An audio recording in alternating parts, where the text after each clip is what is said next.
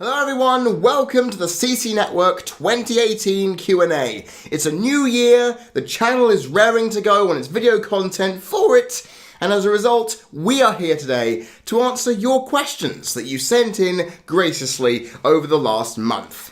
I can't wait to get stuck in. In fact, let's do that right now. Let's hope you guys have a seat and a lot of snacks and drinks, because this might take a while, as it always seems to, because I like to be long-winded in answering your questions that you sent in, mind you. So, technically, it's your own fault if I ramble. Enough said, let's get on with the questions then, shall we? We start off with a bunch of wrestling questions, because even with my new criteria in place, it still happened. The first question comes from Final Limits. What do you think of Jinder Mahal's rabid push to the main event?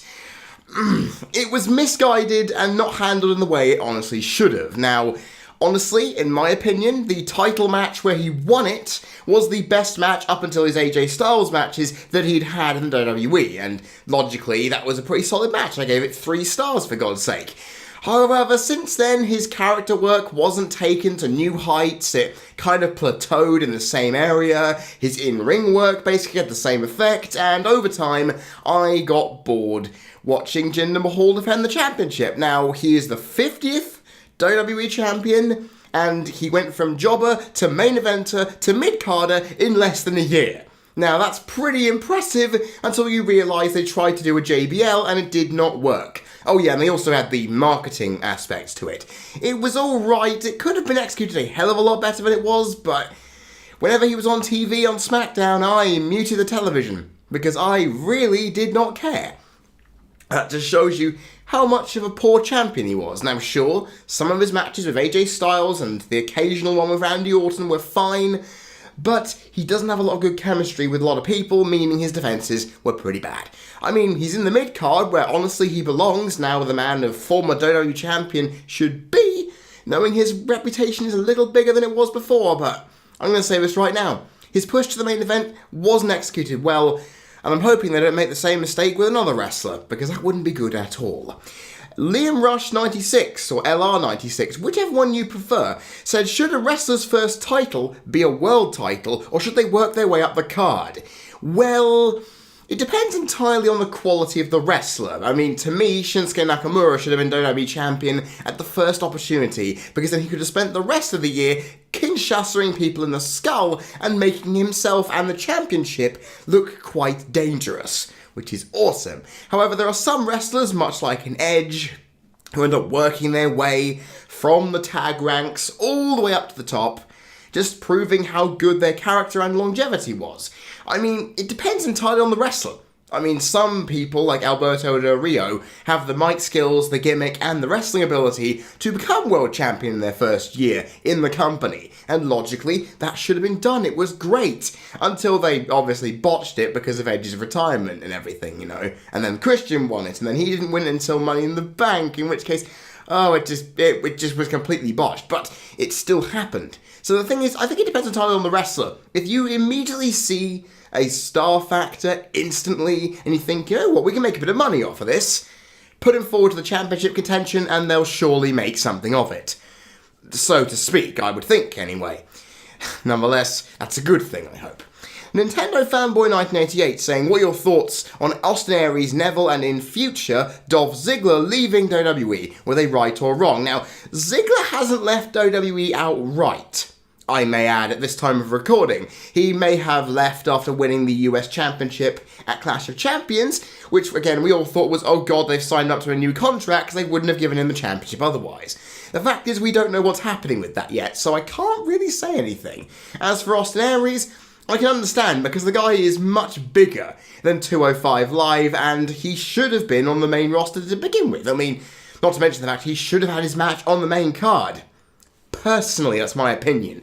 And Neville, again, same thing. If you're going to lose to Enzo Amore, fine. As long as he was going to be pushed on the main card, on the main roster, and not languishing into a 205 Live, where his character, his mic work, were exponentially raised, while his in-ring work was still as stellar as ever, despite his matches being more stale than a loaf of bread at times. Because we love wrestling, but sometimes cruiserweight action does not mean long, drawn-out headlock fests, which is what some of Neville's matches were. I mean, the fact is, the guy had the character and the ability to make himself a lot more. He should have been a lot bigger than he actually was. And logically, he wasn't, because they put him on a brand that needed boosting, which he did, and then ended up languishing him just like Aries. And it does shock me that he hasn't fully left the company yet. Apparently, he's still in talks with WWE about renegotiating his contract and trying to make something better for himself in order to keep him in the company and hopefully get something better. Well, we won't know that yet until the new year, because he might be a guest appearance in the Rumble, maybe. I'm hoping that he will be. That's all I can say. All in all, though, if Ziggler does leave, I wouldn't be surprised, because New Japan and Ring of Honor have a tasty pay packet waiting for him if he does. Next, from Lino Gino, do Peyton, Royce and Billy Kay remind you of Laycool, or is that just me? It isn't just you, because I kind of get what you're saying. These two are divas who are cocky, boisterous, bratty, and in your face constantly. The fact is, though, in my personal opinion, they look a lot better than Laycool ever did. That's from my subjectivity on the appearances of women, which is something that doesn't often cross my mind because I really don't give a shit. Except when it comes to Maurice, however, Miz, you lucky son of a bitch. And also Alexa Bliss too. But anyway, I'm getting off the subject matter here. The fact is, yeah, they do remind me of Laycool in terms of gimmick, but they are better wrestlers. To a certain extent. I mean, Layla showed improvement over time despite injuries hampering her, and Michelle McCool was more a good heel than a good wrestler, which is actually surprising given the stake, and also she's married The Undertaker, so she's had herself set for life. I mean, the fact is, to put it bluntly, Peyton, Royce and Billy Kay are better, but they are very similar, but not as similar as you might think. We need to see where their characters develop from here in order to see if that is actually differentiatable in the fact. Now, Lonilol, what are your thoughts on Rich Swann getting arrested? This just happens from time to time. It's not a big deal, because, okay, domestic disputes happen all the time, and both sides of the story need to be heard, and the fact is, whatever happens, happens. I often said this about any form of criminal system or whatever happens to anyone who goes into it. You broke the law, you made some mistakes. If it ends up being found guilty, so be it. That's just how it is. And that's all I can really say. I mean, it's not really a thing that I know much about because, again, I don't leave this house often. So the idea of me breaking the law is probably going to be minuscule.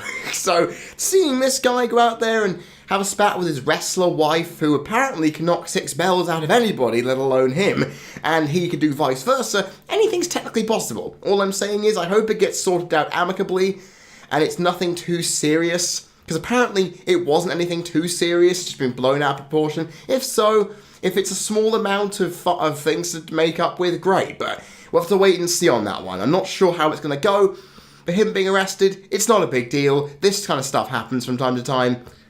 We really shouldn't be making a massive deal about it. WWE seemed to, by suspending him and then obviously threatening him with the sword if he ended up getting convicted. He had no charges have been filed yet, so I guess he's fine. Right? Anyway, just inside, who gets more heat? Roman Reigns, Jason Jordan, or John Cena? Now, I love this question. For one simple reason, because it's interesting. Because all four?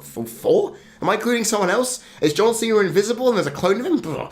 The fact is, all three of them are interesting. Because Cena, hated historically for what people perceive as a backstage politicking that sometimes he doesn't actually have going for him, and over the years has been beating everybody, logically. Nowadays, that's not the case, and people are cheering him. But he's still being booed ironically because it's actually part of his character now. I don't understand that at all in the long run, but there we go. Jason Jordan, a vanilla white meat babyface who everyone hates because he's being shoved down our throats, but not in the same way Roman Reigns is. That's a problem in itself, because Roman Reigns, good wrestler, solid mic worker if given the right material to work with, yet booked so badly that we hate him because he basically wins everything and anything against all logic. I look back at the Rusev Hell in a Cell match, where he didn't submit despite having a chain over his mouth in the Accolade, on top of the steel steps, after being beaten to hell and back. Yeah, you see why we hate him? I feel overall Jason Jordan gets the most authentic heat, because he's pretty much getting X-Pac heat. He's either getting no reaction at all, or is being booed out of the building because no one wants to see him, which is sad, given that he is really athletic and quite fantastic in the ring. It's just his character and mic work needs a lot of retooling to the point where nothing can really save him at this point. John Cena gets heat, ironically, nowadays, so I can't really call that a good thing. Overall, it's not the most heat, because he gets cheered a lot for how good his matches are.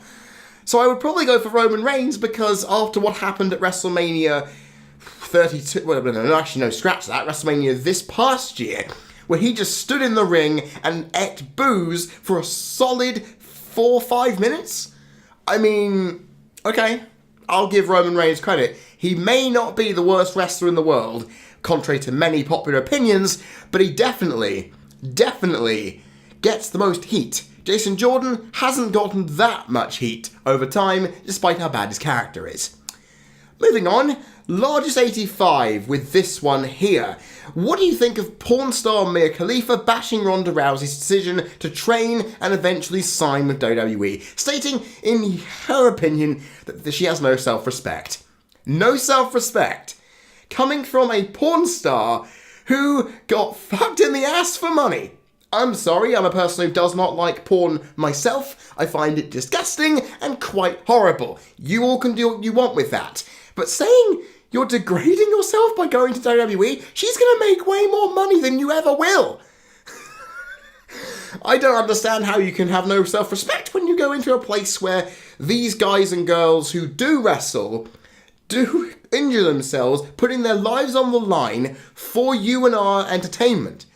Paraguayo Jr., Mitsuharu Misawa died in the ring because their bodies could not take it.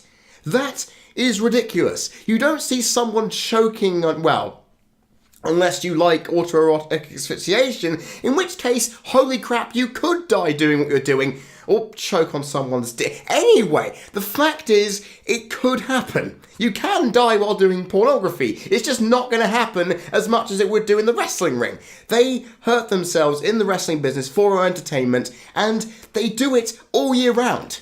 Not when they bloody feel like because their body took such a massive pounding they can't walk. Sorry. It's the fact is, Mia Khalifa, you may have made a lot of money and made yourself famous by getting fucked.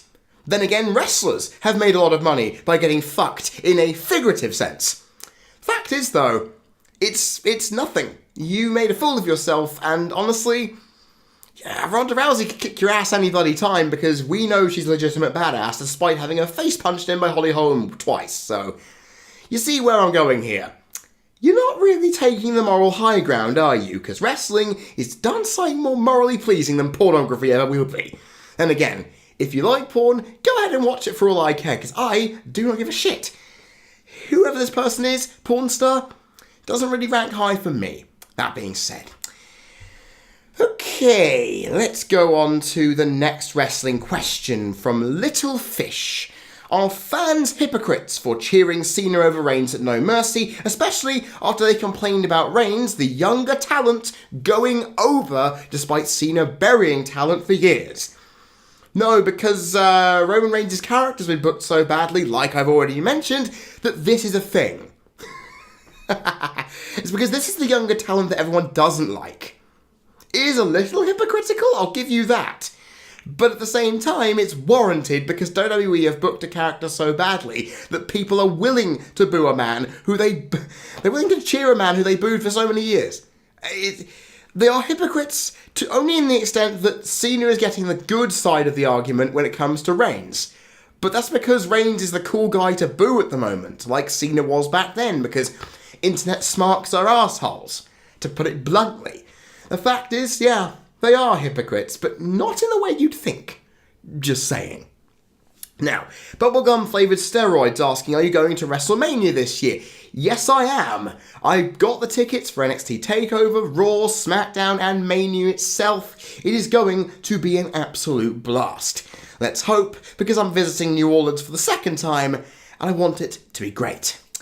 Speaking of WrestleMania 30, Raylot 2 and WrestleMania 34, I may say, asks, what do you think will happen with the audience? Will WrestleMania 34s beat WrestleMania 30s? Now, WrestleMania 30, if I'm not mistaken, had 74 to 76,000 people inside the Superdome, which of course you and I were 2 people of that.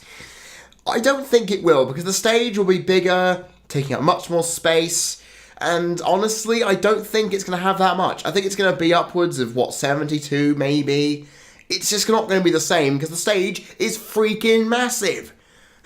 That's all it's going to be. And if they need more lighting fixtures, people are going to be moved around in their seats again, like I was last time. I was in the 200 section in the Superdome until I was moved to the risers on the floor because of lighting. Can you imagine how much lighting they need nowadays for WrestleMania? And this is the first WrestleMania indoors since they were last in the Superdome.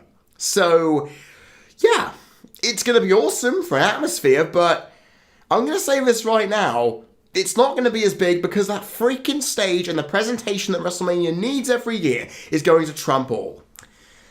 And on the last wrestling question, Real Old Harold asks, what are your thoughts on the Women's Rumble and who do you see as surprise entrants? Now, this will be covered on the first edition of Wrestling Rant coming up in a couple of days' time. This Rumble has 30 entrants. Why? 20 would have been fine, but now we have a full 30-person Rumble. We have 2 30-person Rumbles on the night now.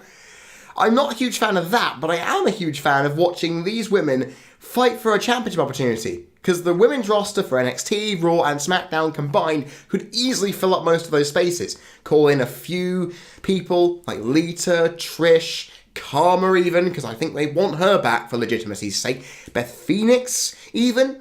Maybe more. You could even invite Jacqueline or Ivory or Molly Holly. Or basically, you can give the women a better shot in the Rumble now than you ever would have done at the 25th anniversary WrestleMania Divas Battle Royale, where they didn't get an entrance to save their frickin' life. All I'm thinking of, though, is you could even go and get some from the Mae Young Classic and fill that out too. And of course, we've already talked about Ronda Rousey once. I think she's going to win it. The only problem is I want Asuka to be champion when they do that, because that is going to be the best match ever. Unfortunately, Asuka is in the match, so she's not fighting Alexa Bliss for the title. I'm hoping that changes between now and the Rumble, because I really want to see Asuka versus Ronda Rousey. That is undefeated versus unfallible, and we're going to actually have a fucking great match. Then again, Ronda Rousey versus Charlotte wouldn't be a bad idea either, and as she's unassigned, if she goes in and wins it, logically, it's going to be quite interesting. That's all I'm going to say about that. So yeah, the Women's Rumble. It's an interesting idea, but I'm hoping the execution isn't bad, and for guest appearances, legends aplenty, a couple of returning stars, and of course, Ronda Rousey, because it's going to be damn fine indeed. We move on now to entertainment, film and television, and of course, Pones questions. I only received 2 Pones questions this time, but they were from people who have never put a question forward to a Q&A, so welcome one and all to this extravaganza that I do every damn year. Now this first Pones question comes from Raven Mad, which might be the best username I have seen in quite some time. Thumbs up to you. And you asked me, how satisfied were I with the MLP movie, and was it better than the Equestria Girls films? Now you know, hopefully, that I haven't actually analysed the feature film in depth yet. In fact, it comes out on DVD in this country in late February, so I've got some time to wait. That being said, I do have a copy of the film in my possession, somehow. I'm not going to say why or how, but I do, and I can analyse it for my own purposes soon. Logically. And the fact is, I thought when I came out of the cinema, the film was visually and audibly stunning on the musical front. The plot itself was a little predictable, but logically it would be because it's Bones. I shouldn't expect too much. The Equestria Girls films, I've already reviewed those in totality. If you haven't seen them, the Equestria Girls Month playlist is on the main channel page if you want to check that out. The fact is that, well, they had problems, and they had to slowly work their way up to becoming acceptable, and they proved themselves, the last 2 especially, to be really good. The thing is though, Pones on a feature film level, with the music done pretty much bang on perfect, the animation was the best the show has ever done wholeheartedly, the writing of the characters was a little blasé at times, the voice acting was superb, much better than the Equestria Girls films ever were. I feel overall, when you look at what I'm just saying here, certain elements were definitely far and above the Equestria Girls films in terms of quality. The thing is, I'm going to have to analyse it properly to be certain. I mean, from a casual perspective, the film blew the Equestria Girls ones out of the water, but I'm going to have to really check on it, just to be safe. Just to be safe. Nonetheless, though, if you haven't seen the Pones film, and you like Pones, go check it out, because it is actually pretty good. If you like the show enough, the film is great. If not, however, you're not going to find it as enjoyable as I did. That being said, then again, critically, it may completely falter and have issues aplenty, but we won't know. In fact, up until now, go to the Cinema Sins parody looking at the film, because that is quite funny, and it throws up a lot of things that I wouldn't have seen possible. That being said. Now, this person, I think I know what kind of question they're asking me. My little Scootaloo 123, I think I know what you're asking me here, because you asked me, do you like Scootaloo? Obviously, you'd ask that question. And yes, just to highlight, a MLP only Q&A might come in the hiatus period. I don't know at this point. I'll have more questions ready for that, hopefully.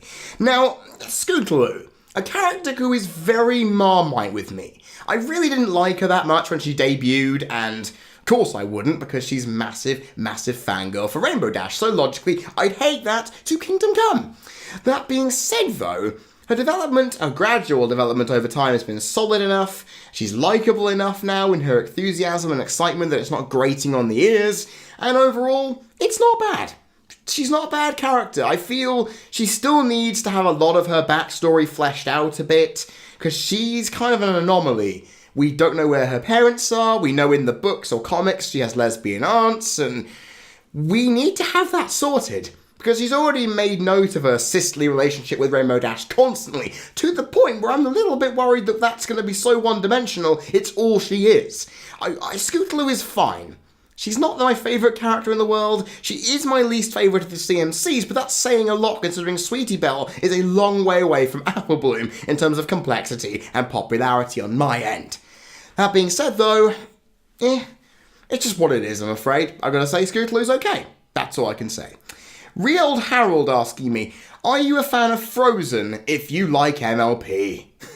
Basically, are you implying that just because I like a TV program that his target demographic is young girls between the ages of 4 and 10, do you think that I'm going to like something that's in the same category, the same demographic as that? The fact is, I think that's a bit sexist, but then again, that may not have been your intention. That may have just been you asking a very honest question. That being said though, Frozen I have seen, and it was a pretty good film. It's a pretty good film. I gave it an 8 out of 10 on my film rating scales. I rate feature films out of 10 for some reason. I have rating scales all over the place, who cares?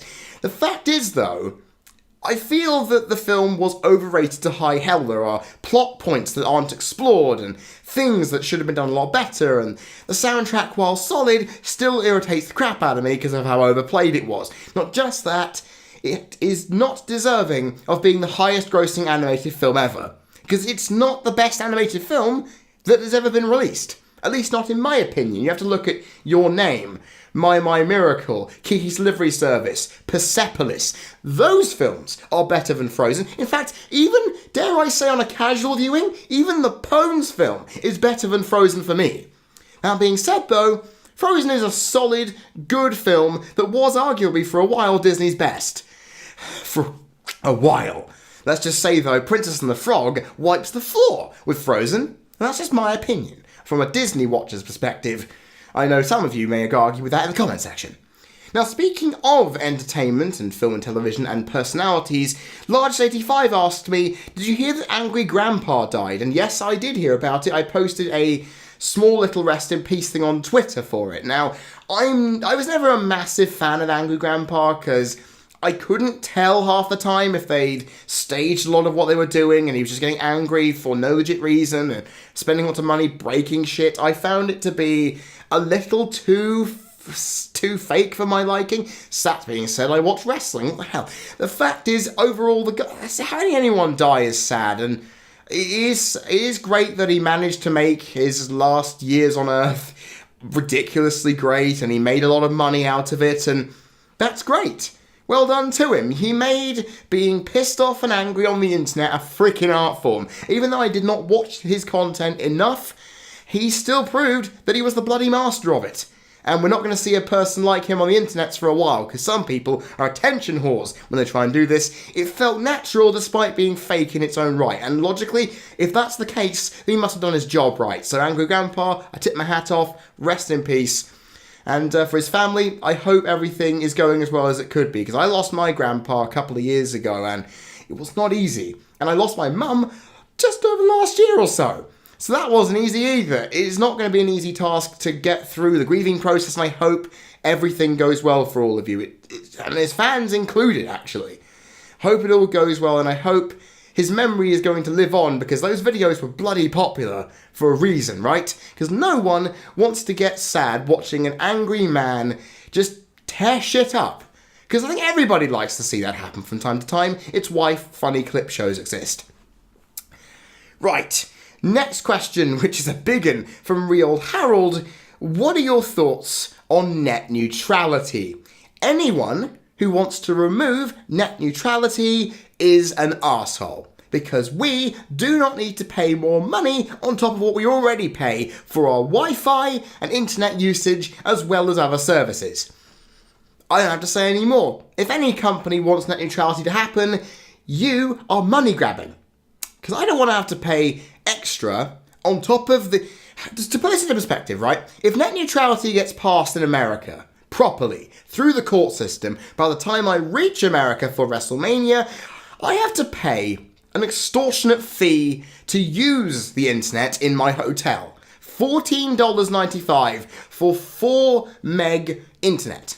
Okay? That's a day. $14.95 a day. If I used that every day for the 10 days I'm there, it'll cost me around $200.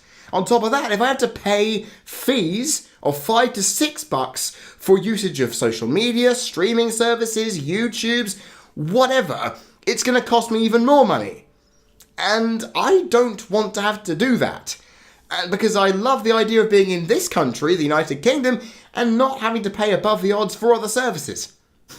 So, America, you doing that is a really stupid idea. Your politicians, if they voted for it, should be ashamed of themselves. That being said, I'm hoping it doesn't affect me or anyone else in the long term. Let's hope your court system and your proper judicial system can actually knock it down, because it's utterly unlawful and it's horrible. Yeah. That being said, next up from Liam Rush 96. What is your favourite film of all time? Now, I've listed quite a few of them already in this video. My Miracle, Your Name, Persepolis, Kiki's Delivery Service, animated films that I love to death. Oh, and also don't forget Song of the Sea either. Good lord, that's a great film. In fact, all of those are worth seeing if you haven't seen a lot of animated films and you want to see some quality ones. On top of that, though, the best live-action film I've ever seen is Swimming with Sharks, a very underrated film starring Kevin Spacey and Frank Whaley.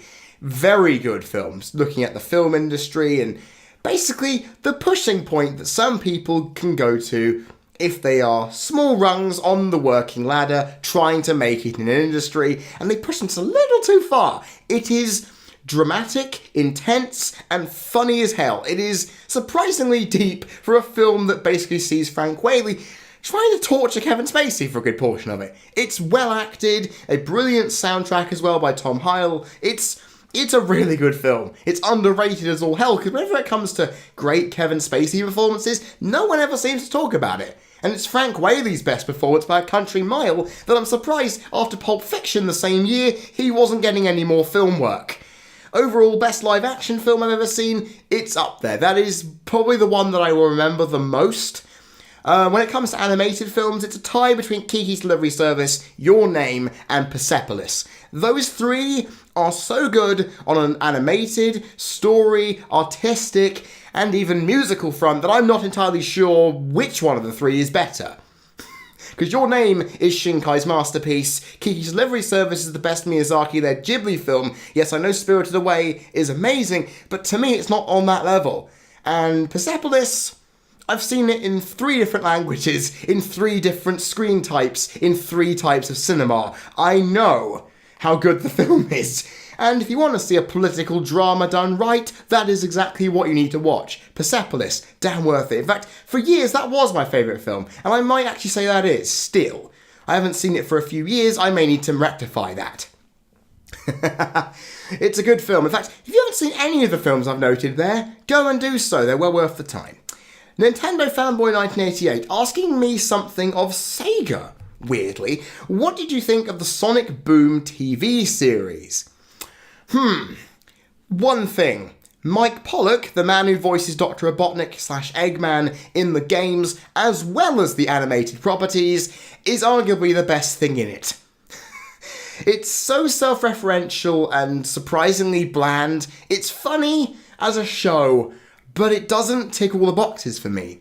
Because it's a Sonic show that is episodic. It doesn't have an overarching narrative. It doesn't treat itself seriously enough for me, which makes Mike Pollock's over-the-top voice acting and jokes as Eggman even funnier. And I've met Mike Pollock myself at Summer of Sonic 2016. He approved of my Eggman impression, which is arguably one of the greatest things I'm ever going to experience. The guy is a true gem, and he has made everything he's touched in the last 5 to 10 years unbelievably awesome. That being said, though, the Sonic Boom series hasn't got enough foundation on a narrative front for me. Animation-wise, looks a little stilted. The writing varies from episode to episode, while Eggman's and Mike Pollock's is unanimously great. And overall, I feel it's not as good as it could be. When I heard it was going to be a new Sonic series, I thought, okay, this could be interesting. But the first episode, they don't even set up the location, they don't even set up where the characters are from and how they interconnect. They're just there. And I hate that. I really do, and it's really annoying. Sonic Boom is still loved by many, it's hated by many in equal measure, but it needed to be a lot more than it is for me to actually like it. That being said, I will give my attention to anything Mike Pollock does, because he's worth the time in every single respect. Because Sonic Forces was made a million times better by what little he contributed, and that says something. Now, let's see, who else have we got here? Oh, Lino Gino. Interesting one, this. If Game of Thrones were to cast you as a character on the show, would you accept it? Because obviously, it's filmed in Northern Ireland, where part of my family come from, so logically, you'd think going to Game of Thrones would be amazing. Well, you see, I don't watch Game of Thrones. I'm not a huge fan of high fantasy that's full of over-the-top violence, which I would like, and over-the-top sex scenes and sexual stuff, which I obviously don't like. So I wouldn't watch it. I don't watch it, in fact. In come the haters. The fact is, though, I would accept it. For one reason. Do you know how much money that small role could make me? Do you know how that would be? I actually don't have a job at the moment. That would be awesome. That's the only reason I'd accept it. Because it's work. And imagine saying on your CV that you've been in Game of Thrones. It would work out pretty well. No matter where the character is in the story. Right, just inside, have you watched the new Hey Arnold Jungle movie? No, I haven't, because I still have never touched a Hey Arnold property in my life. Again, in come the haters. Hey Arnold is a show that I've wanted to put my time into for a while. Never really found the time, despite having all the time in the world, which is hypocritical. Fact is, ladies and gentlemen, yeah, I haven't seen it. If you've enjoyed it, though, good on you. Because apparently people have wanted that movie for years, and they've got it, and they're super happy. Good for you. Now, bubblegum-flavoured steroids. To finish off this category, for now, what good TV shows and films did you watch this year? Let me tell you something. First of all, I didn't watch much. I have so much time on my hands in between making videos and doing other things. I should have watched a lot more. I haven't. Because my anxieties stop me from watching just about anything. The only TV show that I can really think of that I really loved in the last year or so, was it this year or last year that I saw it? I can't even remember. The only anime show that I watched in its entirety from top to bottom this year was Miss Kobayashi's Dragon Maid, which was funny as all hell while also giving me the slice of life moe goodness that I want from my anime. Oh god, the Grand Tour has improved in its second season, starting up a couple of weeks ago. See my point, you see? You asked me a question about media knowing I really don't watch too much. You'll have to ask me this question another time when I've actually watched some stuff. You see, apart from wrestling, some poems, a couple of films spitted around throughout the year, and a couple of anime that I've barely even tried to get through because my anxiety is an absolute bastard, then I would have had a proper answer for you. I've tried to think about it, but apart from that one anime and maybe a bit of live action stuff that isn't really that important, I haven't watched much. And that's one of my New Year's resolutions for this year is to watch more. So if you ask me this question again in a year's time, you may actually have a proper answer from me on that one. That being said, I'm a little disappointed, and it shows just how little I've actually done this year in terms of media watching. I need to improve that, and hopefully 2018 will give me the opportunity to do so. We now move on to video games and some miscellaneous things, as well as a small portion of news items. Now, video games. To kick off with, I've gone for Final Limits asking, did you like Sonic Mania? Yes. Because Sonic Forces was garbage in comparison, and yeah, it was a great game. I've never been a fan of 2D Sonic in the past because Sonic 1 after Green Hill is about as good as being punched in the face. Sonic 2, a fantastic game if you can get past Metropolis Zone to finish it. What else? What else is there? Sonic 3 and Knuckles, great, apart from the fact the difficulty spikes really do hurt. Sonic 4, not that great. So overall, even you think about it, Sonic Mania was needed to basically show me that 2D Sonic could be done. And it also shows that fans, specifically modders, can do better than Sonic Team can this year. In fact, I have a meme on the Tumblr that highlights exactly what my opinion of Sonic Mania to Forces is using The Simpsons. Check that out in the description, it's well worth your time looking at because it's funny as hell. The fact is, though, ladies and gentlemen, yeah, Sonic Mania, brilliant. And it shows that Sonic Team need to get the finger out of their asses to make a next 3D game as good as this. Now, Liam Rush. Not going to say the 96 because you know who you are. What did you think of WWE 2K18? Now, every year, when they say, oh, it's the best WWE game ever, the biggest roster, it's going to be amazing, I buy into the hype because I love wrestling games.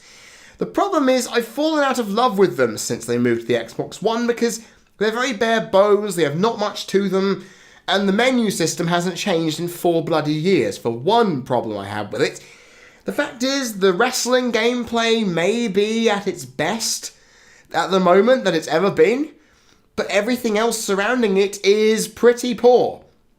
The soundtrack is pitiful, because I want a fucking massive soundtrack to rival EA and their quality of buying. You have the amount of wrestlers you have, but then a universe mode that you can't tailor to what you want from scratch. That's the one problem I have with it. Every single year is that universe mode is not empty when you go into it. And this year I thought, okay, they're going to change it. They made universe mode amazing. No, it's still the same thing it's always been. And on top of that, the quality of the commentators is as bad as ever. The quality of JoJo ring announcing is garbage too, which is the one thing Lillian Garcia would be good for. And it's just, the game may have the biggest roster ever, but it's the worst WWE game I've played in years. And still, 2K14 was the last proper good one that I've played. And I'm not going to be swayed this time buying the massive deluxe edition. I'm not going to be swayed next time. I'm not going to buy the game pre-ordered. It doesn't seem like it's worth my time. Not to mention the community creations is lackluster when it comes to logos and stuff, so I can't do anything properly. It's not a favourite of mine, you can see why. Lonilol, what are your opinions on the Nintendo Switch, and do you think it's a one-game console? I own the Switch after spending most of the last year pining for it. It's not a one-game console. If you think it is, what the hell are you smoking? I want that stuff banned. The fact is, Super Mario Odyssey, Splatoon 2, Breath of the Wild, Mario Kart, 4 games there that are essential for the Switch. If you want to add any more, if you like Skyrim, there's that. You can take Skyrim wherever the blue hell you want, on the move. And it works in 720p HD. I mean, how can that be bad? It's not a one-game console. I mean, sure, one-game console for Breath of the Wild alone. At the time, that was the only good thing it had on offer. This upcoming year, in 2018, there is a Kirby game coming out for it. Oh my god. And that's the good thing. Not to mention Bayonetta 3's coming out, while also re-releasing Bayonetta's 1 and 2. I mean, the Switch is a damn good. Not to mention you've got Super Bomberman R as well, which is a great multiplayer game. Puyo Puyo Tetris, which I also own. Brilliant. The Switch has some great games. And all they need now is a new, souped-up version of Smash Bros. And an Animal Crossing game, alongside the fact you've got Metroid Prime 4 coming as well. I mean, what do I have to say? The Switch is awesome. It's not a one-game console, and the fact that I can go up to my room, hold in my hands a copy of the best Zelda game ever made, and play it, and play to my heart's content, is amazing. The Switch. Buy it if you haven't got it, it's well worth the time. Now, Shiroro Hororo, I've not said this name for a while. Have you played any of the Telltale games? No, I haven't, but I have had the first two parts of the Walking Dead lot for free from Games for Gold on my Xbox for a while. I just haven't played them, is all. Now, a miscellaneous question I found rather quite interesting from Largest85. Do you like hot flaming hot Cheetos or other types of potato chips? Now, I don't eat a lot of crisps, which is what they call them in this country. I don't eat them a lot because they make me feel like crap after I eat them. There are a couple, though, that I always go for. I do not like hot chips, or crisps, because they're not really that tasty. Just tastes of powdered cheese and heat, and it's not really worth my time. The Seabrooks Ready Salted are arguably the best ready salted crinkle cut crisps out there. Can't go wrong with that. The Alioli crisps from Chovy. My favourite mayonnaise-based or mayonnaise-type spread full of garlic in crisp form. Give me that all day. It's great. Also, a beef and onion crisp, if done right, is amazing, and sour cream and onion Pringles is one of the best things in the whole of the world. So, I do like some crisps, just not as many as I used to, because they're not really that healthy for me, and logically I need to keep my health in check. Now, Ray Lott, here again with an interesting one on my thoughts on Bitcoin. Why didn't I invest my money in it sooner, and where can I get some? That being said, it's a currency that's not being used a lot in actual live shopping experiences, so why the hell would I need Bitcoin? Other than to make myself figuratively rich. Lord knows. All I'm saying, the bubble will burst around it sooner or later, and unless they find a way to utilise Bitcoin properly, there's no point in having it. Just my opinion, that is.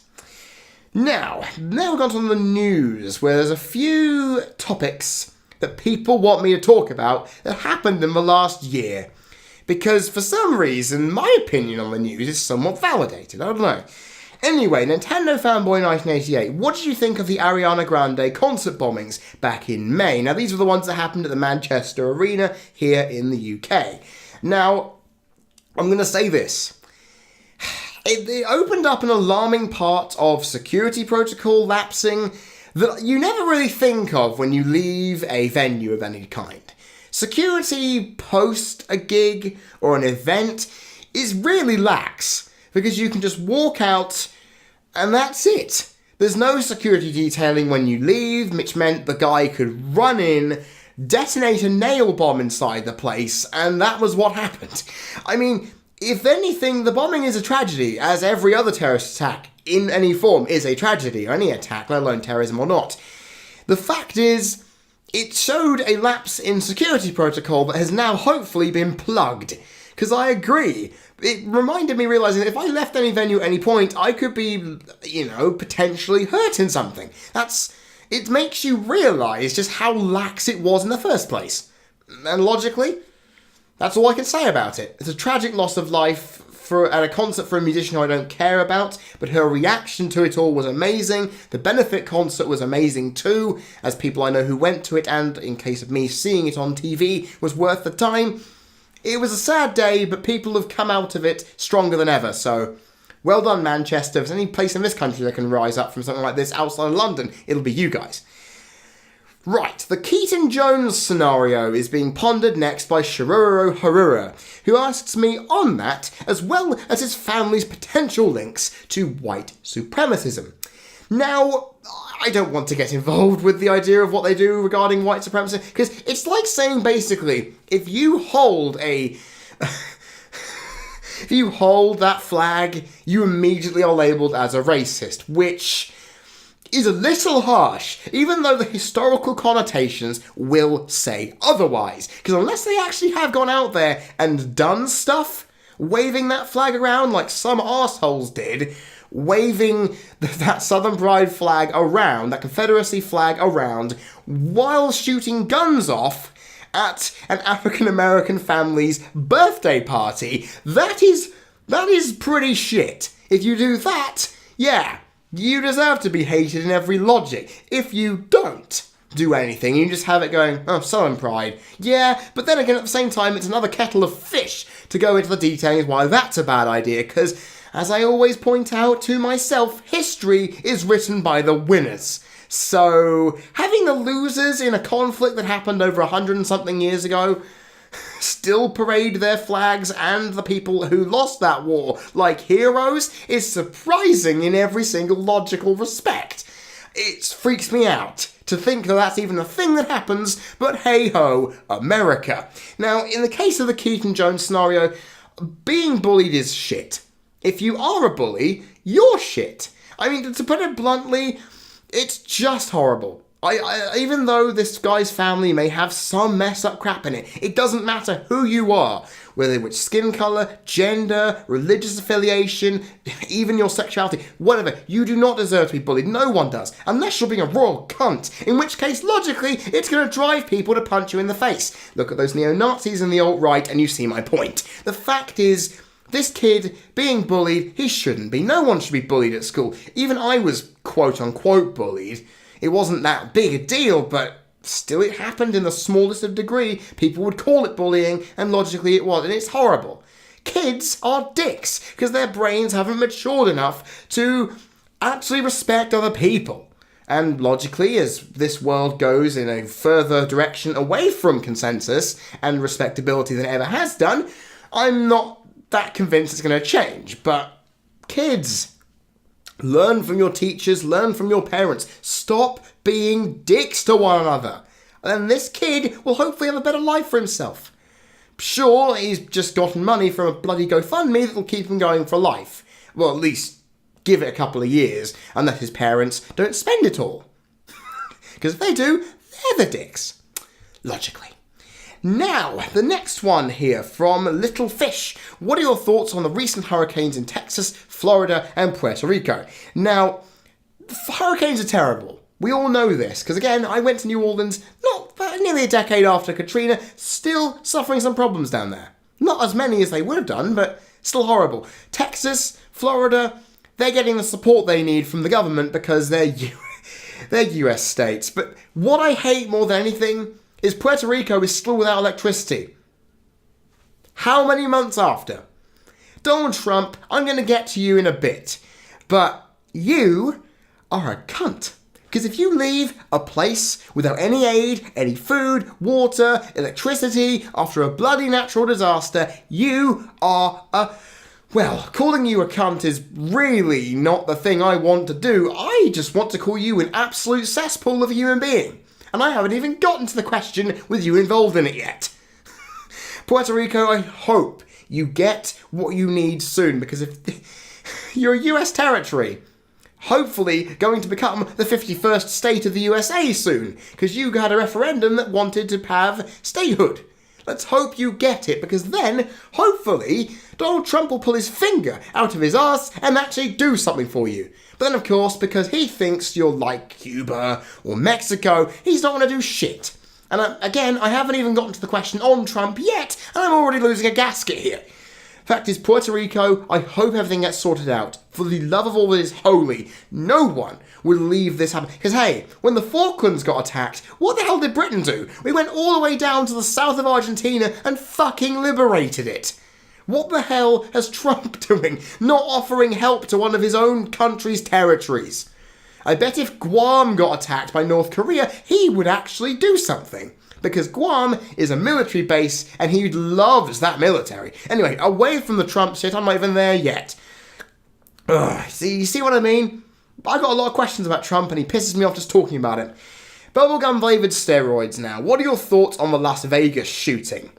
The fact that gun registration and gun laws haven't been tightened after this really shows a systematic problem in the United States, because that should have done something. That a guy who literally gambled himself into a hole then went into a hotel with a fucking arsenal of weapons and shot out of a hotel window at a concert full of people is abhorrent. The fact that there has been nothing in gun registration and gun laws after this is worse. Because I know your Second Amendment has the right to bear arms, but remember, it's an amendment. You can amend amendments. The right to bear arms was only in the Civil War period, right when any government wasn't as legitimate, and logically if anything did happen, you can rise up and basically force them out of government. Basically what Italy did to Mussolini towards the end of the Second World War. That is exactly what it's bloody there for. Unfortunately, because weapons are not muskets, and everything else in between, logically, it's not the same bloody concept. Not to mention with Secret Service and FBI, you wouldn't be able to topple anybody, because they'd be able to then call on the military willy-nilly for no sake. And the thing is, your gun laws need to be changed. From the top of your constitutional hierarchy all the way down to the bottom at the shops that sell them. And this was a wake-up call for me, because even after all the shit you guys have been through in terms of horrible shootings over the years, the fact that a man could bring suitcases full of guns to a room and then shoot them all off at a field of people hundreds of feet below is astonishing. A guy walking into a school and doing it is one thing, but the scale of that is destructively disturbing. And I'm hoping you guys in America sort out your gun laws, because it's fucking stupid. There are more gun deaths in the US in a week than there are for some parts of the world in an entire bloody year. Fucking stupid. And on the news side of things, Justin Side ends this with asking me this question about me seeing a video of a police officer shooting a white man known as Derrick Shaver, execution style. I did see it. It was disgusting. And I can thank the Young Turks for pointing me to this, proving, at least in one state of mind and attack, that the police are arseholes. At least some of them are. Not all police officers are dicks, obviously. None of them push their power and egos to the point where they will actually shoot somebody for no legit reason at all. I mean, it still is mostly racially motivated in the case of African Americans, because seriously, they don't give them any chance.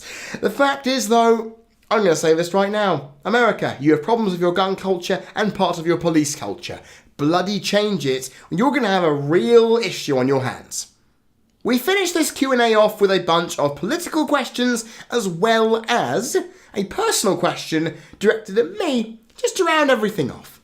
Now, Lonilol, asking me the question that I received more than any other in this Q&A. Do you think that Donald Trump has done a good or bad job as president? Now, of course, I am from the UK, so I'm a Brit looking at America from across the pond. What I'm going to say is obviously going to be thinking to some people, they're going to say to me, you have no right to say anything about what you aren't experiencing. Yes, but I have a bunch of friends who are currently living through the Trump administration, and I want to say a few things. Puerto Rico, I've already noted, is a fucking shambles. Sort it out. Net neutrality. Greedy, money-grabbing arseholes. The FCC should be gutted, and putting someone in place who wants net neutrality is a shit idea. What the hell are you thinking of? Putting someone in charge of the Environmental Protection Agency who does not even believe in science is mind-boggling. Putting people who are technically members of Goldman Sachs into your government, even though you wanted to drain the swamp, makes me want to punch you in the face, because you lied, wanting to cut Medicaid and Social Security despite promising you'd never do it. That's even worse.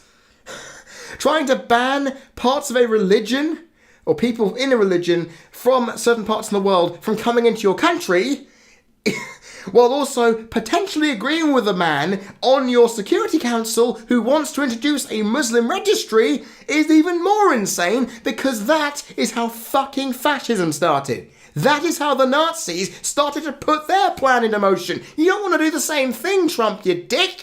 Then you have the North Korea situation. Do not go to person who has nuclear weapons. I don't care who you are. I don't care how bad North Korea's nukes actually are. Because if they're not going to hit the US, they'll hit Japan. They'll hit South Korea. Your recklessness is putting other people's lives at danger. Insulting a prime minister who people in my country hate and making her seem likeable by saying that we are full of terrorists and need to sort out shit is even more horrible. In fact, someone said to me in one of the questions that I actually rejected for this Q&A that my country is being attacked. What kind of bullshit is that? Because you believe that Trump says, oh, we've got Muslim-only zones and we're being attacked. That is bullshit. Don't rip my country down as part of it. Donald Trump, if you don't get allowed on a state visit to this country, I'll be happy for it. And there's even more. On top of that, even the cuts to Obamacare and trying to gut your healthcare system to try and make more money for the pharmaceutical companies that you technically wanted to gut yourself.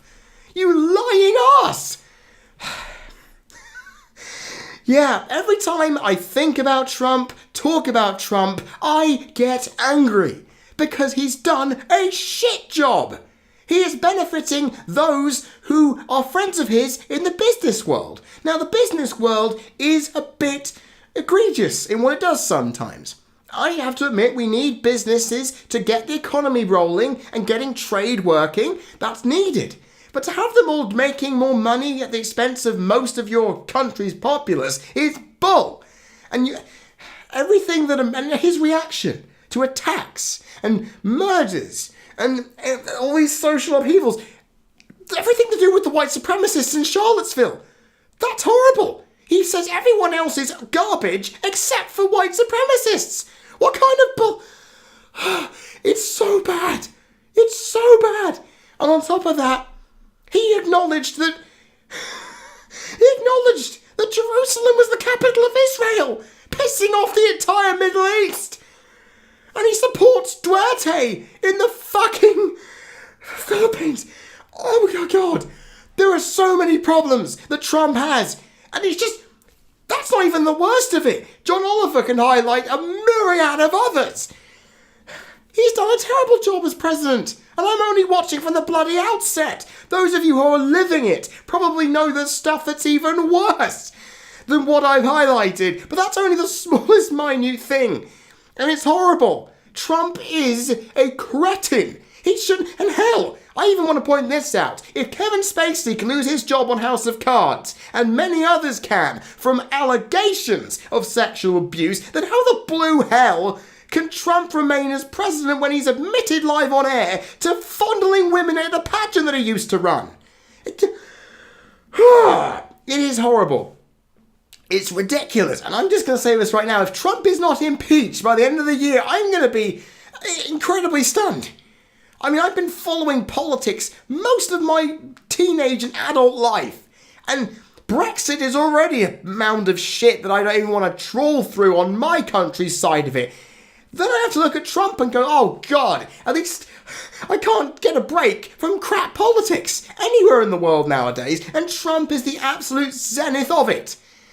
If you support Donald Trump, okay, you support a man who is quite literally destroying your country and putting more money into military spending that you don't bloody need, while also making his pockets and other people's pockets in the 1% richer. I don't understand why you can't see through the bullshit he's spewing.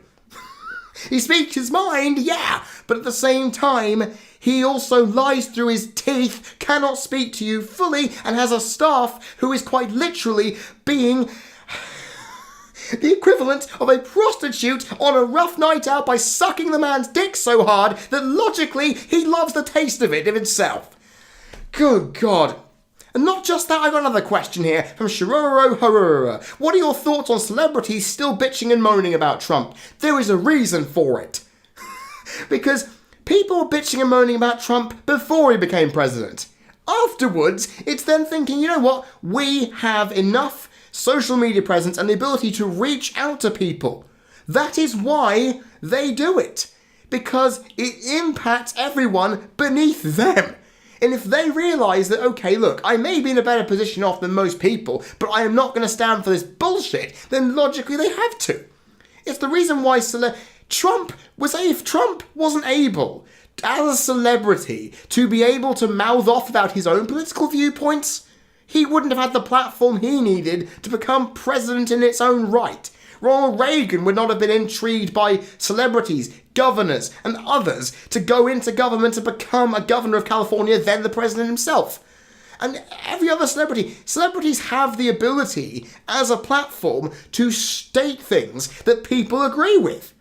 And will then try to vocalise other people. It gives political engagement when the news in your country of America is not going to do it. Because the news in your country is so bipartisan and split down party lines and ideological ones that you can't trust it.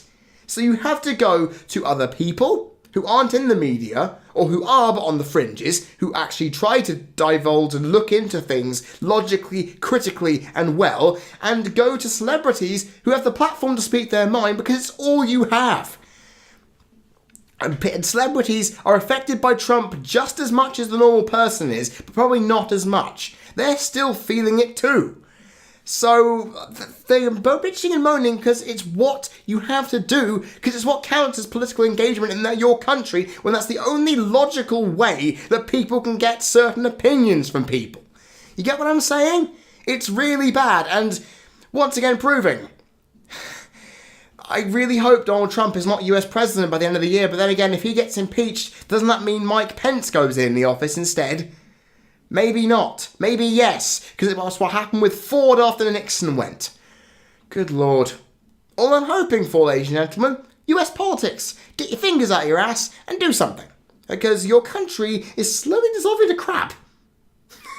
I'm not looking for... It's one of the reasons I didn't want to go to New Orleans. To go into a country run by a despot who has not yet used the military power to suppress his opponents yet, even though he wants to.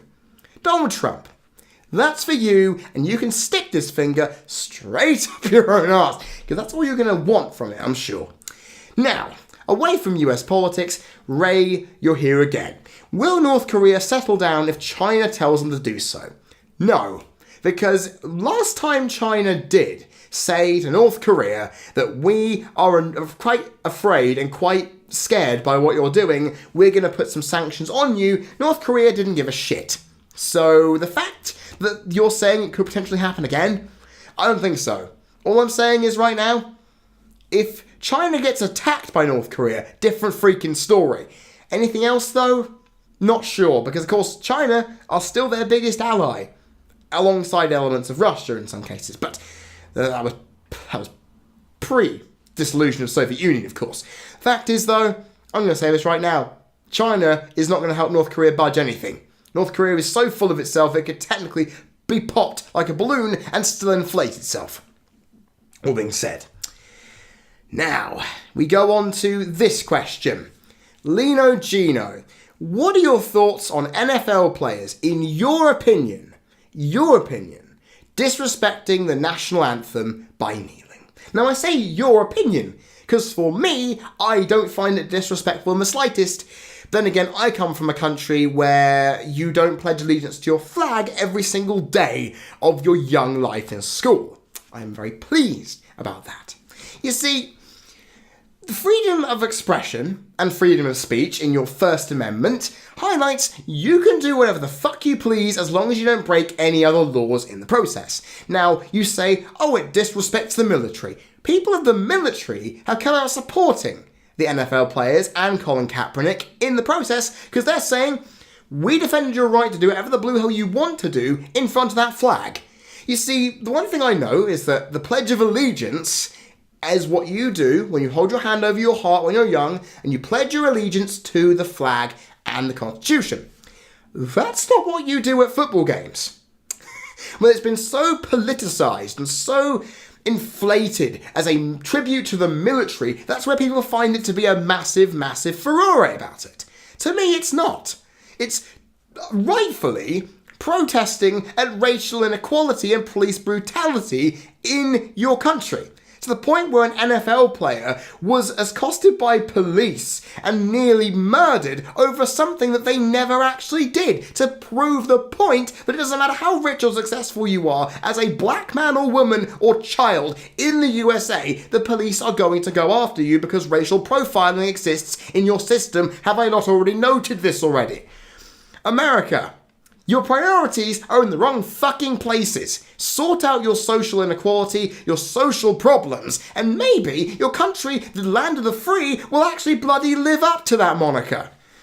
I can't say much because our country is run by arseholes who don't understand the same amount of inequality on a class front. But yeah, it's a problem. At least I can mouth off about it. Right. The last question of this Q&A from Little Fish. Was 2017 a good or a bad year for you? The YouTube channel increased in subscriptions more than it ever has done, and I've released more videos on it than any point in my time running the channel. So that's great. Overall, though, on a personal level, not much really happened. I mean, I went to see Dave Gorman's final ever episodes of Modern Life is Goodish. I haven't really done too much this year, you'd think. I really haven't done much. This year's been kind of a placeholder for me. I've had to do a lot of emotional, mental health retrospective things after my mum's passing. I've had to deal with a lot of problems that you guys haven't seen on the screen that have made some things surprisingly challenging. Although on the plus side, I did go on a media training course with one of the biggest media companies in the country. And it was lovely. And I've made some friends through that who are awesome. And I have gone to a board game group in my local area to socialise more, which is awesome. And overall, I feel like I've had some closure on my mum's death this year, and I feel probably at my best mentally that I felt in a long time after going through a lot of introspection and trying to better myself. Even though I still look like a solidly fat sack of crap while not being able to exercise to save my life, while my social life and lack of job is permeating. The fact is, at this moment in time, I'm feeling alright. And 2017 was not as harrowingly terrible as 2016 was on a personal level and a world level, as well as just generally everything. At least 2017, in some aspects, was crap. But at least sport is still entertaining, the world is still going round, and at the same time, I'm in a decent place. It wasn't the worst year I've ever had, but nothing really happened. It was just there. It was just a year that had things happen in it, and I just kind of sat there watching it go by. This year, however, a little bit differently. I'm going to be taking 2018 by the horns and making sure it's all well and good. On a YouTube front, on a personal front, and everything else included. Hopefully, 2017 is going to be left in the past and they're going to say, oh, 2017? That's a pile of crap, isn't it? Oh yeah, because 2018 is going to punch it right out of the gate. And hopefully in 2019, at the beginning of next year, I will hopefully have something to say about it. And it'll be good. And with that, ladies and gentlemen, the Q&A has come to an end. I thank you immensely, all of you who put your questions through. I know I got a little heated towards the end there, but this is what happens when certain things boil my piss. The fact is, I want to again thank you all for sending questions in. This may or may not be the last pre-recorded Q&A that I do, but we'll see how it goes, because the idea of live streaming this next time seems like a very good thing to do. we'll have to wait and see. Now, of course, this starts off the video making year for the CC Network in style. If you want to see the return of Wrestling Rat, the upcoming new season of Pones and stuff, as well as a bunch of other things that are coming to the channel this year, click the subscribe button down below. I'd greatly appreciate it. That just shows up how much it means to me when my throat wants to give out midway through a discussion about it. All well and good. Guys, 2018 is here. The channel is ready to go. Let's make it one to remember. I have been Freddie Thomas, you've been people watching. This has been the 2018 Q&A video for the CC Network, and I will see you all next time.